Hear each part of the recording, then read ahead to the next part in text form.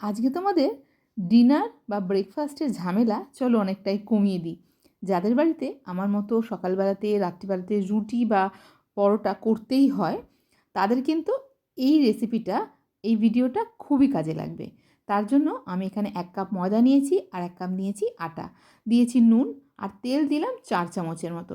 তোমরা যদি হাতেও মাখো আটা বা ময়দাটা, একটু তেল দিয়ে দিলে কি হয়, নরম থাকে অনেকক্ষণ পর্যন্ত রুটি বা পরোটাটা।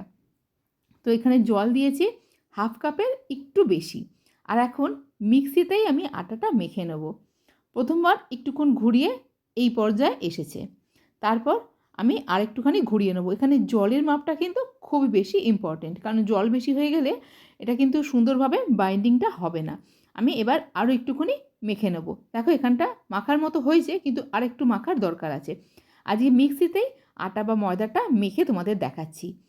দেখো আরেকটুখানি ঘুরিয়ে নেবার পর এখন কিন্তু মোটামুটি একটা মণ্ড মতো হয়েছে, কিন্তু খুব স্মুথ মাখাটা হয়নি। এখন আবারও কিছুক্ষণ মিক্সিটা ঘুরিয়ে নেব। জলটা তোমরা এখানে অল্প অল্প করে দেবে, খুব বেশি জল দেবে না প্রথমে, কারণ সব আটা বা ময়দার জল নেবার ক্ষমতা কিন্তু সমান নয়। আমার ছেলে একটু সাদা সাদা রুটি পছন্দ করে, সেই জন্য আমি আটার সঙ্গে একটু ময়দা মিশিয়েছি। তবে সাধারণত আটা মাখার সময়তেও আমি একটুখানি তেল দিই, কারণ টিফিনে বাচ্চাদের যখন রুটি দিই বা আটারে পরোটা করে দিই, একটু তেল দিলে অনেকক্ষণ পর্যন্ত সেই পরোটা বা রুটিটা নরম থাকে। তো এখানে কিন্তু মাখাটা খুব ভালো করে হয়ে গেছে, আর একদম মিক্সিং গ্রাইন্ডারের গা থেকে দেখা ছেড়ে গেছে। তো এখন আমি এটা প্লেটে নামিয়ে নিচ্ছি। প্রথমে তো আমি ভাবিনি যে আটাটা এত সুন্দর করে মাখা হবে। গ্রাইন্ডারের গায়েতেও কিন্তু তেমন বেশি একটা লেগে নেই। এখন যেটুকু লেগে আছে, এই মিক্সিং জারেতে একটু জল দিয়ে আরেকবার মিক্সিটাকে চালিয়ে নিলেই এই আটাটুকুনি পরিষ্কার হয়ে যাবে।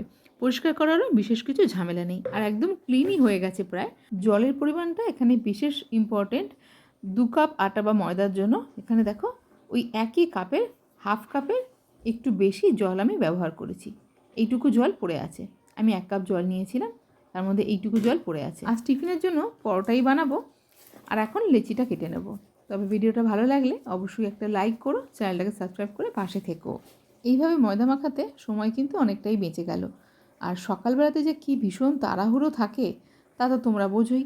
তো সেই সময় এইভাবে ময়দা মাখিয়ে নিলে বা আটা মাখিয়ে নিলে আমাদের সময় কিন্তু অনেকটাই বেঁচে যাবে। আর মাখাটাও যে কতটা স্মুথ হয়েছে সে তো তোমরা দেখেই বুঝতে পারছো। এখন লেচি কেটে নিচ্ছি, আজকে বানাবো পরোটা। লেচি কাটা হয়ে গেছে, এখন বেলে ভেজে নেবার পালা। আর আজকে তরকারি করেছি বিনস, আলু, কড়াইশুঁটি, টমেটো দিয়ে, একদম শীতের তরকারি। তো এখন পরোটাগুলো লাল করে ভেজে নিয়েছি, এখন এটাকে সার্ভ করে দিচ্ছি।